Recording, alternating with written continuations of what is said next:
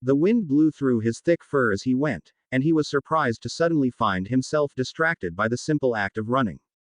No matter how much time he spent in his compact and comfortable two-legged form, it was nice to get back to four hooves hitting the ground. He just didn't have the room to move around on the merry.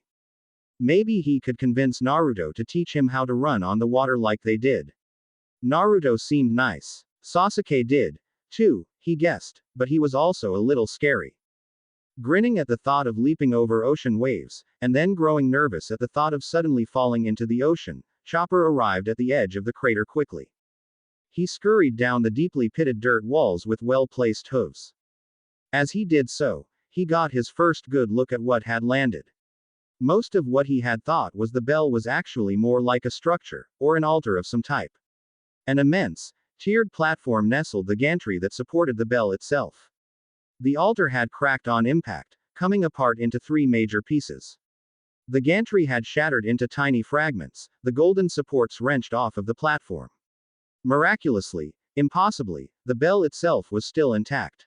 Cracked, but intact. All in all, it was hard to tell whether the bell or the ground had had the worst of the encounter. Robin was standing in front of the bell, examining a dark stone tablet that was different from the rest of the structure, a reverent expression on her face. Chopper normally had some trouble interpreting human faces, but she was clearly awestruck by what she was seeing. She hadn't even stopped to examine the man who had fallen from the sky. The others, Nami, Sanji, and Luffy, were clustered around a still settling cloud of dust at the impact site. Nami looked distinctly uncomfortable. Chopper arrived in time to hear her speak. But where did he come from?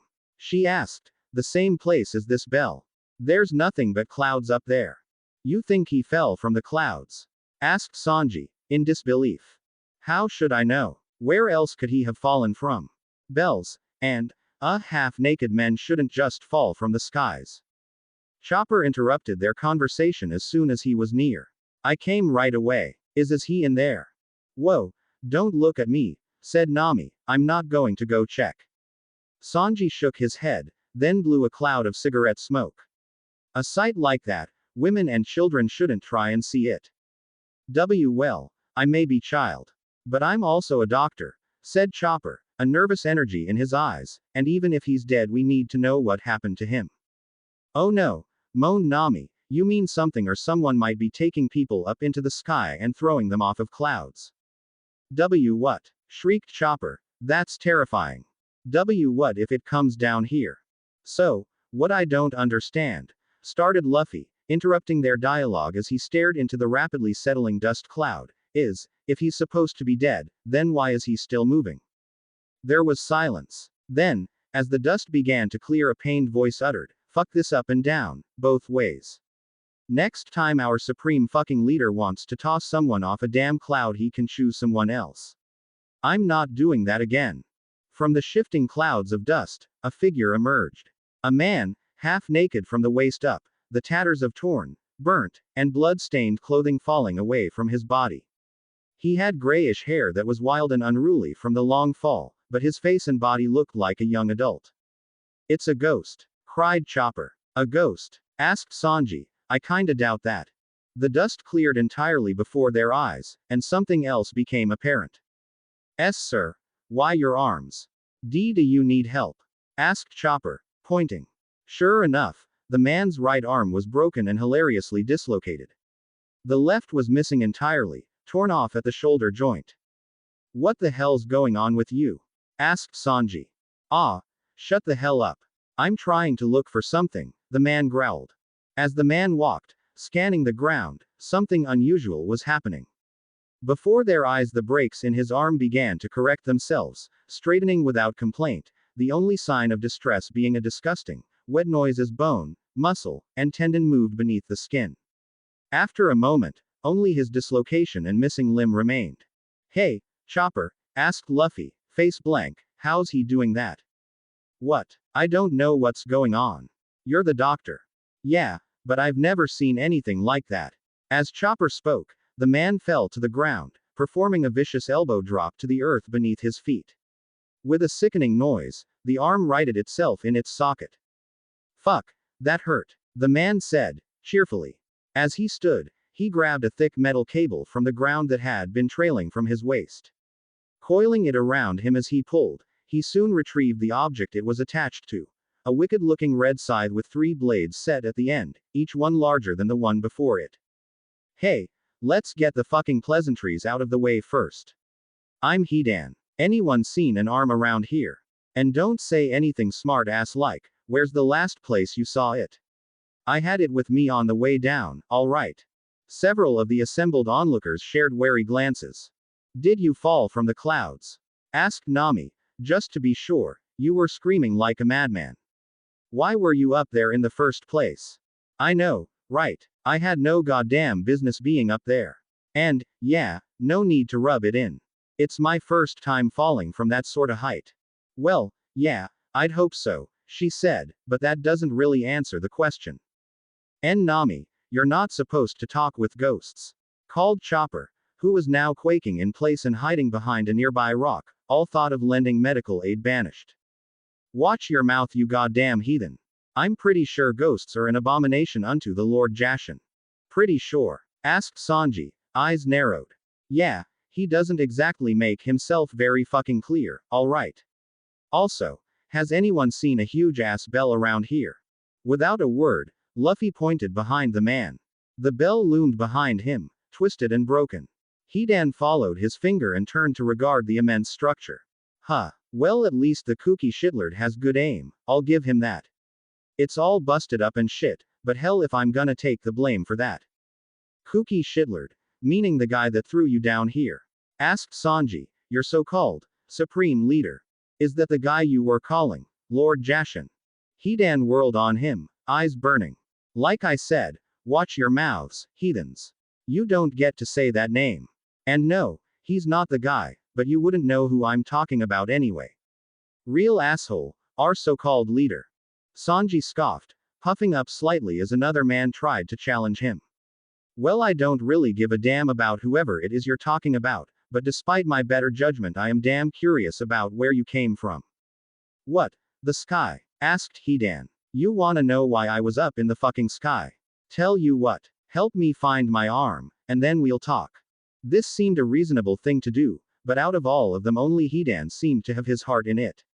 A few minutes later, Chopper wandered past Luffy. Luffy, are you okay? You've been pretty quiet. Luffy glanced at the young doctor, then looked over his shoulder at Hidan, who was tossing aside small rocks in his search. I don't like him. He's dangerous. You think he might attack us? Dunno. Don't think he's planning on anything right now. It just doesn't feel right. But, Luffy trailed off, uncomfortably. But, they searched in silence for another few seconds, Chopper no longer sniffing the air for signs of the wayward arm. Eventually, Chopper looked back at Luffy, who was grinding his teeth together, fists clenched and eyes wide. I wanna know what's up there, he said. Chopper swallowed, nervously. He trusted their captain more than he trusted himself, but all of a sudden he wasn't feeling good about the wisdom of their choices. Despite her best effort, it wasn't long before Nami found the arm. She hadn't actually had any interest in hunting for this object, but had discovered the errant limb by tripping over it while gathering spare gold fragments into a pile. Yura, arm, she shouted. Ah, sweet, I'll be right over. Nami watched as the smiling, wild-haired man approached her. Something about him gave her the creeps, and she wasted no time in scrambling away from the arm nestled between the fallen rocks. Ignoring her antics, Hidan grabbed his limb and gave it a frustrated glare. When just shoving the disconnected arm onto its stump proved unproductive, he became lost in thought. Soon, he started thwacking his own limb against his shoulder like a baseball batter might do with a bat. His limbless shoulder made an odd motion, then stopped, and he looked puzzled for a moment.